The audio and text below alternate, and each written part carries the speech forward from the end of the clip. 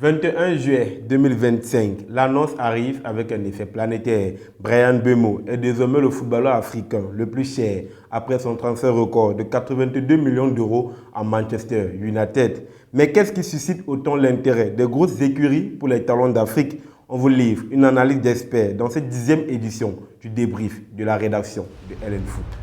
Regarde les joueurs africains quand ils viennent en France ou ailleurs, ils gagnent déjà 3-4 000 euros, ils ne bossent plus. Parce que pour eux, 3-4 000 euros, c'est déjà énormément. C'est moi qui travaille aussi beaucoup avec l'Afrique. Ouais. C'est très, très intéressant ce que tu dis, parce que c'est le cas. Une fois qu'ils ont atteint ce niveau de vie où ils peuvent mettre bien la famille, là-bas, ils arrêtent. Ils n'ont aucune ambition. Cet environnement a existé et continue d'exister dans le football africain. Aujourd'hui, la dynamique semble prendre progressivement une autre tournure. Dans le monde dynamique du football, l'Afrique est depuis longtemps un vivrier de talents bruts, mais ces dernières années ont vu une intensification remarquable de l'intérêt des plus grands clubs européens pour les footballeurs africains. Ce n'est plus qu'une simple tendance, mais une stratégie de recrutement à part entière, motivée par une combinaison de facteurs sportifs, économiques et même des scouting améliorés. Et le président de la Fédération camerounaise de football, Samuel Eto'o, évoquait déjà dans une vidéo. Le premier transfert entre un pays africain et l'Europe, il est plus ou moins combien? Quand on a trop payé, on a payé $1 million. Quand on a trop payé, le même joueur, 6 mois plus tard, on le vend à 30 millions de pounds.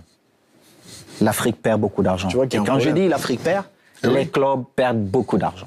Une nouvelle génération de talents brille sur la scène internationale. Carlos Baleba, jeune milieu de terrain camerounais de 20 ans, joue à Brighton en Premier League. Lamine Camara, jeune Sénégalais de 20 ans, fait des performances impressionnantes. Des transferts comme celui d'Edmond Tapsoba, un défenseur burkinabé évalué à 45 millions d'euros, Bryan Mbeumo à 82 millions d'euros, montrent l'intérêt des grands clubs pour les talents africains. Les footballeurs africains apportent souvent des qualités uniques qui complètent parfaitement les styles de jeu européens. Leur puissance physique, leur vitesse, leur endurance et surtout leur capacité à répéter les efforts sont des atouts très précieux. De plus, beaucoup affichent une grande polyvalence pouvant évoluer à différents postes, offrant ainsi plusieurs options tactiques aux entraîneurs. L'adaptabilité de nombreux joueurs africains aux exigences du football de haut niveau en Europe est également un facteur clé, comme nous explique Georges Bimbe, journaliste camerounais, dans cet élément de nos confrères de BBC Afrique. Les joueurs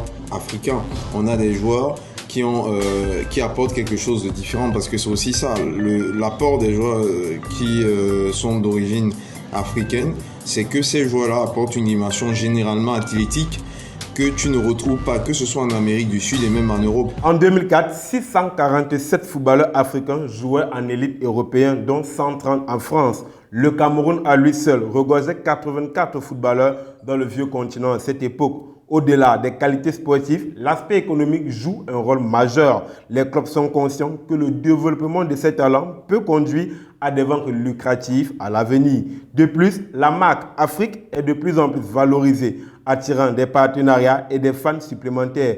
L'exemple tout fait avec les transferts de Nicolas Pepe, André Onana, Carlos Baleba, Bryan Mbeumo, pour ne citer que cela. Rappelons qu'ils ont été précédés par des joueurs comme Didier Okocha, Didier Drogba, Salomon Kalou, Michael Essien, pour ne citer que ceux-là, Samuel Eto'o, François Mambiik. C'est des gars qui ont brillé sur le vieux continent. C'est des gars qui ont brillé dans des clubs de renom, comme Chelsea, comme Barcelone, comme l'Inter de Milan, comme le Paris Saint-Germain pour Didier Okocha, comme Adebayo avec le Real de Madrid.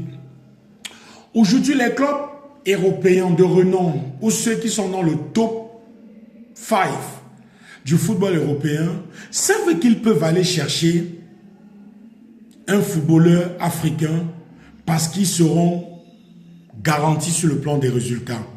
Les grands clubs européens ont considérablement renforcé leur réseau de scouting sur le continent africain. Des recruteurs dédiés parcourent désormais l'Afrique, identifiant des jeunes prospects prometteurs bien avant qu'ils n'atteignent leur plein potentiel. Je pense qu'aujourd'hui, les Africains ont montré qu'on peut déjeuner sur la même table que les Européens, dans la logique où, lorsque vous voyez un peu les 5 grands championnats au monde, ceux qui les dominent, ceux qui sont meilleurs buteurs, pratiquement les meilleurs joueurs, sont des joueurs ayant des racines africaines ou des Africains. Je parle peut-être en Allemagne avec Guirassy, en France avec Dembélé, en Espagne avec Mbappé, en Italie avec Lookman et en Angleterre avec Mohamed Salah.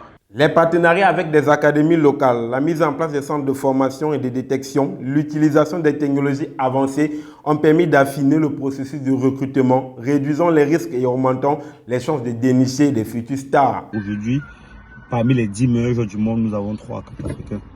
Et peu importe, le football ne se fera pas sans les Africains. Pour preuve, Hakimi aujourd'hui est l'un des prétendants au Ballon d'Or, étant un Africain, donc ce qui fait que les joueurs africains commencent à être reconnus à leur juste valeur sur le plan sportif et ils répondent de plus en plus présents, en devenant de plus en plus des têtes d'affiche. L'intérêt croissant des grands clubs européens pour le football africain n'est pas un simple mot de passagère. Le programme FIFA Forward a investi 1,25 milliard de dollars pour le développement du football. La FIFA prévoit d'investir également 1 milliard de dollars supplémentaires pour construire des stades de haut niveau. C'est donc le reflet d'une prise de conscience de l'immense potentiel que présente le continent africain en termes de talent footballistique. De Samuel Eto'o à Mohamed Salah, en passant par Sadio Mané, Yaya Touré ou Riyad Mahrez, ces icônes ont non seulement brillé sur le terrain, mais sont aussi des véritables pionniers de la revalorisation financière des joueurs africains. C'est sur cette note que se referme ce 10e épisode de LN Débrief. On se retrouve sur les plateformes LN Foot.